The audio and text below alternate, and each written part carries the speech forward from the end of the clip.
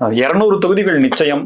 திராவிட model 2.0 அப்படிங்கறத நோக்கி திமுக நகர்ந்து கொண்டிருக்கு. அதுக்கேற்ற மாதிரி கூட்டணிகள்லாம் ரொம்ப பலமா இருக்கு. கூட்டணில இருந்து யாரும் வெளியில வர மாதிரி தெரியல. தாவேகா காங்கிரஸ் கூட்டணி பேச்சுவார்த்தைன்றாங்க, ஆனா அடுத்த கட்ட முன்னேற்றமா எதுவுமே இல்ல. திமுக கூட்டணி இப்ப எப்படி இருக்கு?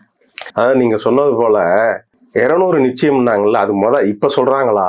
இப்ப அந்த கோஷம் அவங்க கிட்ட இருக்கா அப்படிங்கிறத பார்க்கணும் நீங்க ஏன்னா அவங்க தோல்வி பயத்துல இருக்கிறாங்க அப்படிங்கிறதா உண்மை.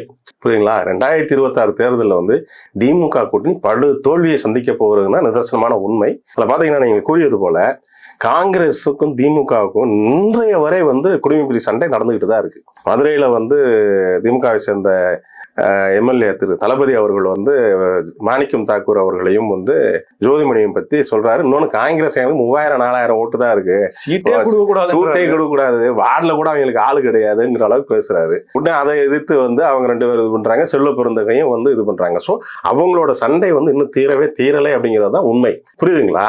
அதே மாதிரி பாத்தீங்கன்னா திரு தொல் திருமாவளவன் அவர்கள் மிக தெளிவாக ஒரு பேட்டி கொடுத்துட்டாரு. என்ன சொல்லிட்டேன்னா, 2014 நாங்க என்ன முடிவு எடுத்தோமோ அப்ப பாரதிய ஜனதா கட்சியிலையும் பாட்டாளி மக்கள் கட்சியும் இருக்கிற கூட்டணிக்கு விடுதலை சிறுத்தைகள் கட்சி இருக்காது, வரமாட்டோம் அப்படின்னு தெளிவா சொல்லிட்டாரு. நேற்று அதை பிரஸ் மீட்லயும் சொல்றாரு. சோ அங்க இப்ப அங்கதான் கூட்டணி குழப்பங்கள் இருக்குங்கிறத நம்ம பாக்குறோம்.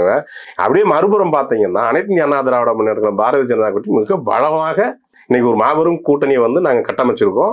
இந்த தேர்தல் வேலையும்